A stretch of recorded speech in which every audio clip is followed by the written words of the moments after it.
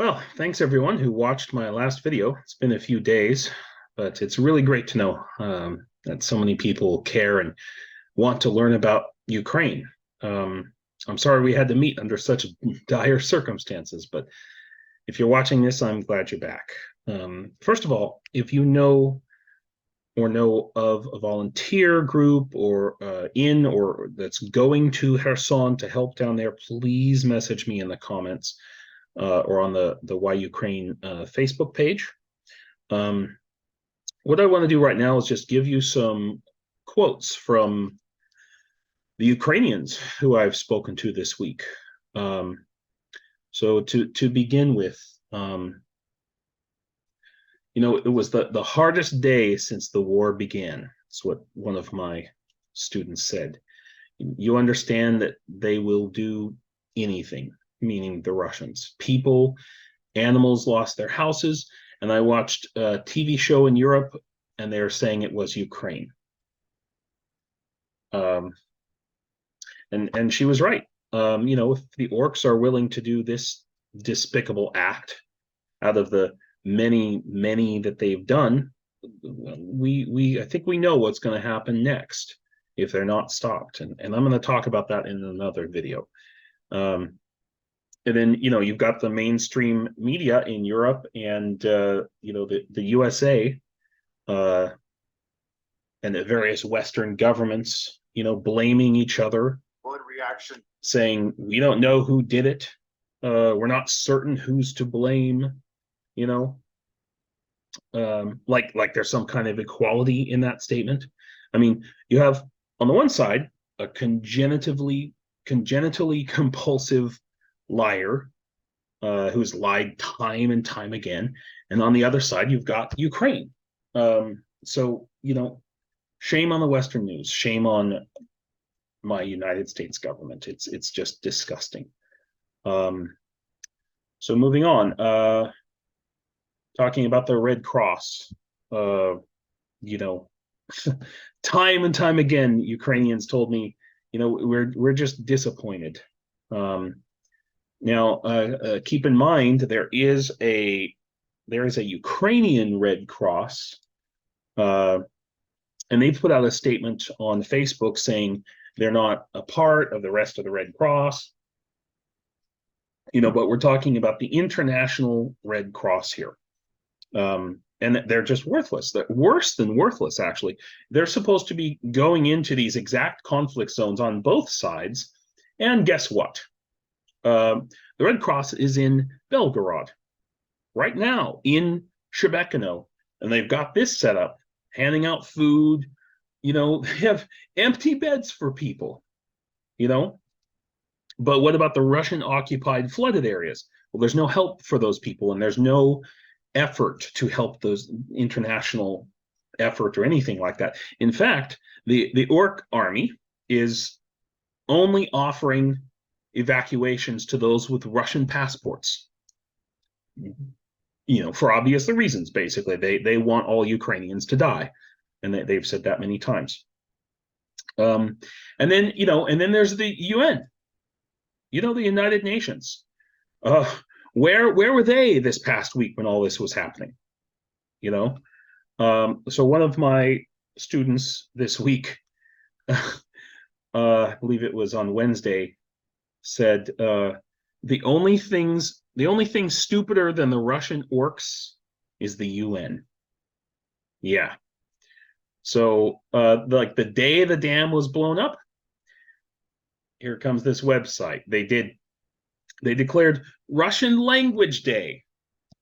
And that site's still up. They haven't apologized for it. They haven't taken it down. They haven't made any exceptions. No, it's still sitting there. Yay.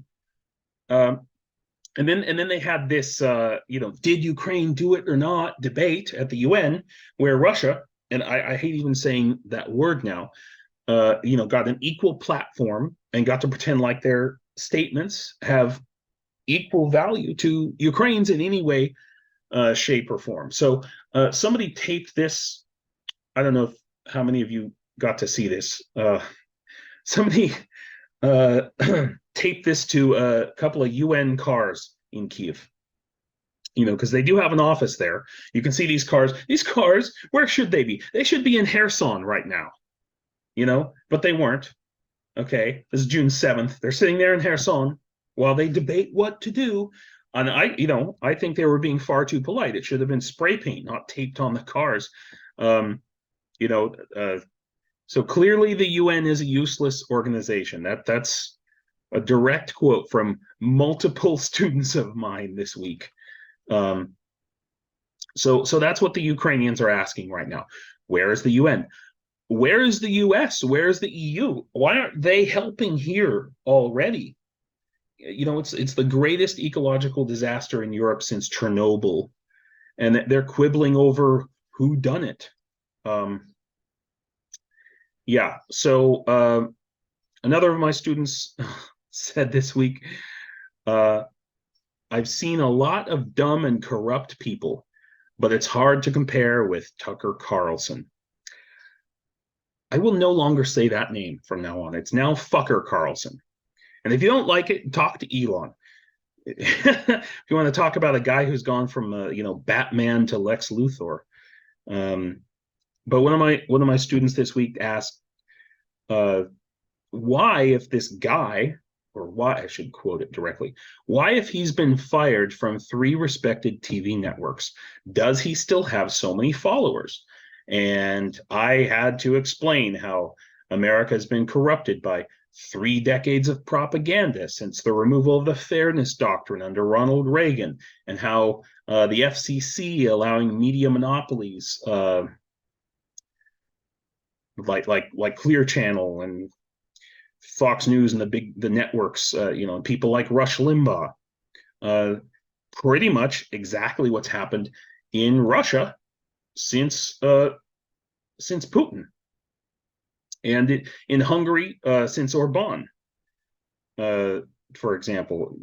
Kind of makes you think where they got the idea, and also why so many American conservatives are pro-Putin and pro-Hungary. CPAC had their conference in Hungary last year. It's all pretty embarrassing to have to explain it to Ukrainians. I guess they just thought that we were somehow better than that. So that's what I have for you right now. I'm gonna try to do some more videos, but I think the most important thing that I heard from Ukrainians this week was just, we're tired.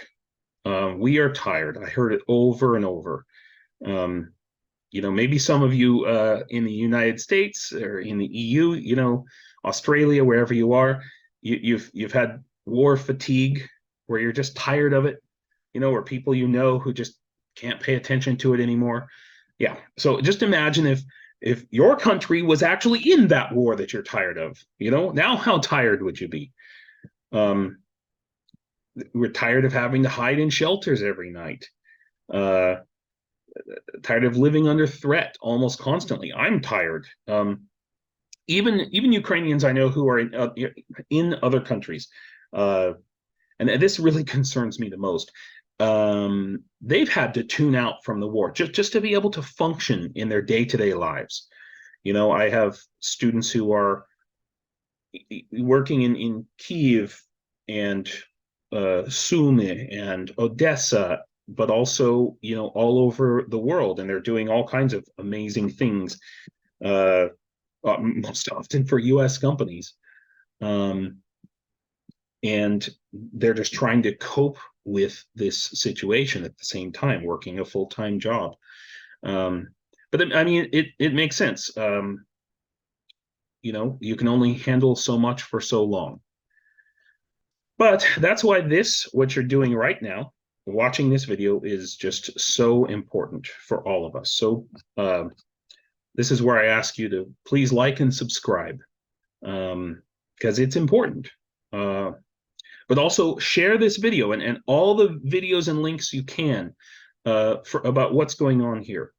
If we don't keep this in the public mind, if we don't get it in the faces of those people out there who have tuned out and don't care. The Russians will take that as a license that they can do whatever they want. They can rape, they can torture, they can do child trafficking, blowing up power plants, everything. So, so thank you for watching. Slava Ukraine.